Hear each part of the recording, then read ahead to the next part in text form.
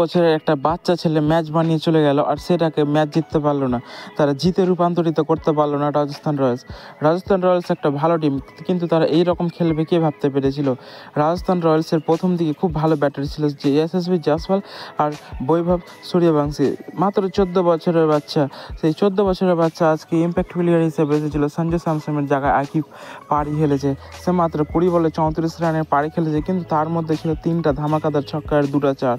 সে 20 বলে 34 রান করেছে। প্রথমে যখন সে ব্যাট করতে এসেছিল মনে হচ্ছিল না যে সে একটা 14 বছরের ব্যাটার এবং নতুন খেলছে আইপিএলে, তো সে মনে হচ্ছিল যে একদম ধোঁয়াধার ব্যাটার এবং কি বিধ্বংসী ব্যাটার, কিন্তু তার সাথ দিয়েছিল যশস্বী জয়সওয়াল। এই ম্যাচে 52 বলে 74 রান করেছে, 5টা চার আর 4টা ছক্কার সাহায্যে 142 স্ট্রাইক রেটের সাথে। প্রথম দিকে যশস্বী জয়সওয়ালের স্ট্রাইক রেট ছিল 200+, কিন্তু তারপরে আস্তে আস্তে ম্যাচ যখন গড়তে থাকে এবং উইকেট যখন পড়তে থাকে তখন থেকে তাদের ডাউনফল শুরু হয় এবং সেখান থেকে আর ফিরে আসতে পারে রাজস্থান রয়্যালস।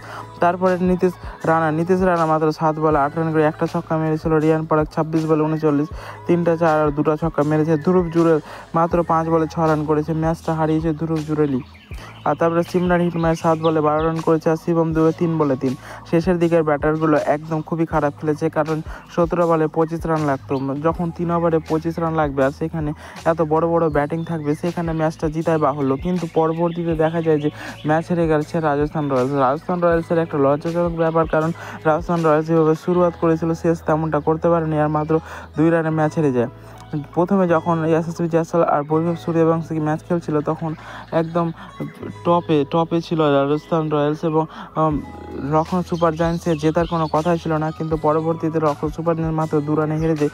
আর এর জন্য শ্রেয় দিতে হবে ঋষভ পান্তকে, কারণ ঋষভ পান্ত এমন একটা ক্যাপ্টেন্সি হলো যে কিনা হারা ম্যাচকেও জিততে পারে। এর আগে আমরা দেখেছি কলকাতার সাথে সে হারা ম্যাচ জিতে গেছে এবং এইবারও সে রাজস্থানের সাথেও হারা ম্যাচ জিতলো। আর আমরা যদি দেখি সবচেয়ে ভালো বল করেছে এদের আফেজ খান, 4 ওভারে 37 রান দিয়ে 3টা উইকেট। আর অ্যাডন মার্করাম ওপেনিং ভেঙেছিল 1টা উইকেট, আর শার্দুল ঠাকুর 1টা। 180 রান করেছিল লখনৌ সুপার জায়ান্টস, সেটারই জবাবে খেলতে এসেছিল রাজস্থান রয়্যালস, কিন্তু তারাও ম্যাচ 2 রানে হেরে যায়।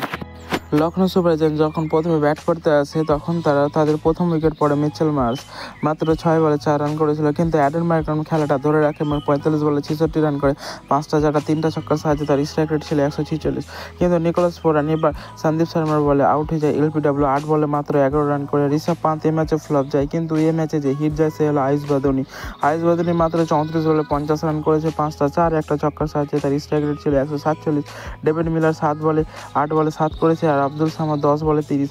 আব্দুল সামাদ আর আয়ুষ বাদনী এই দুজন মিলে ম্যাচটা ফিনিশ করেছে, যার জন্য লখনৌ সুপার জায়ান্টস 180 রানের মতো একটা বিশাল স্কোর দিতে পেরেছিল রাজস্থান রয়্যালসকে, কিন্তু তারপরেও তারা ভেবেছিল যে ম্যাচ হেরে গেছে, কিন্তু পরবর্তীকালে তারা ম্যাচ জিতে যায় মাত্র 2 রানে। বন্ধুরা, তোমাদের কি মনে হয় যে রাজস্থান রয়্যালসকে এবার ছিটকে যায় আইপিএল থেকে? কমেন্টে অবশ্যই জানাও। আর এরকম ভিডিও পেতে আমাদের চ্যানেলটিকে সাবস্ক্রাইব